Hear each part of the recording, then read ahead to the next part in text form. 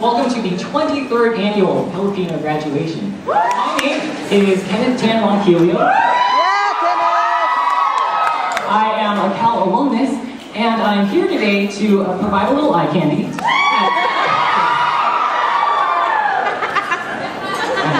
How about that? Back in my head, it's my best side. I have to admit, initially, when I agreed to MC this event, they came to me and they said, okay, Kenneth, just be sure to, knock this thing out in 5 minutes. And I said, okay, I'm not Manny Pacquiao.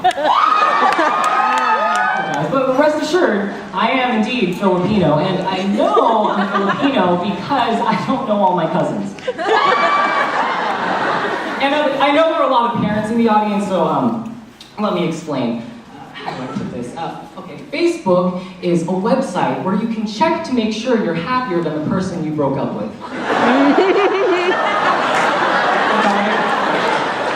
That's how I use it. Filipinos have been prepared for hard times since before times were hard, right? We never pay full price.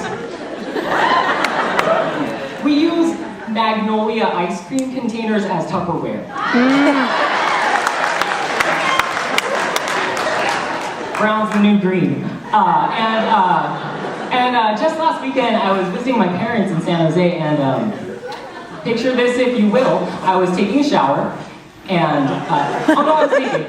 And my parents, they have 5-6 Kirkland brand shampoo bottles in the shower at any given time. But I noticed that there was only like this much shampoo left in each of the bottles. So I put my clothes on, and then I went to my mom, and I said, hey, we're running low on shampoo. So she filled all the shampoo bottles with water.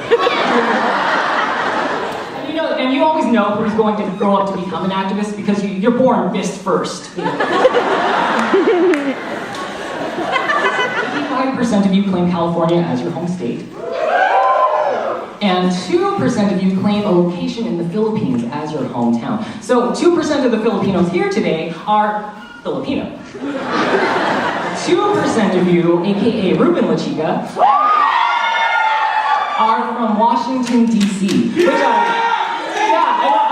Which I found really surprising because I didn't know Filipinos could survive that far away from Las Vegas. 30% of you are female.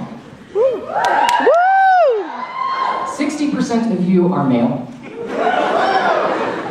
And 100% of you are here today to testify that with the blood and sweat and support of our families, we can and do succeed in higher education.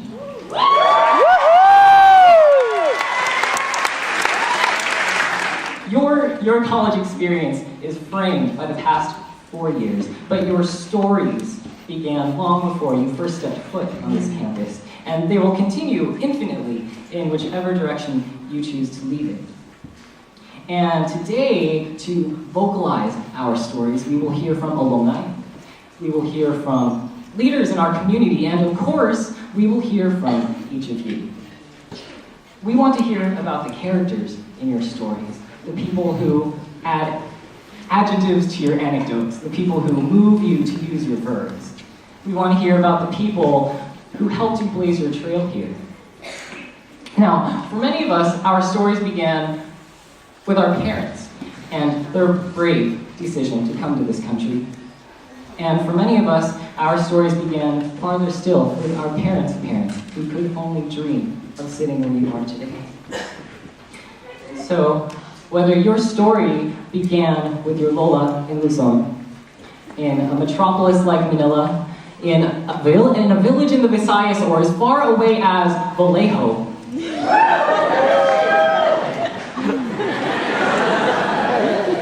I think today is a day to recognize that although you will each cross this stage one by one, I think if you take a second to look around at the faces surrounding you now, hopefully you will see that yours is a story you have never had to write alone.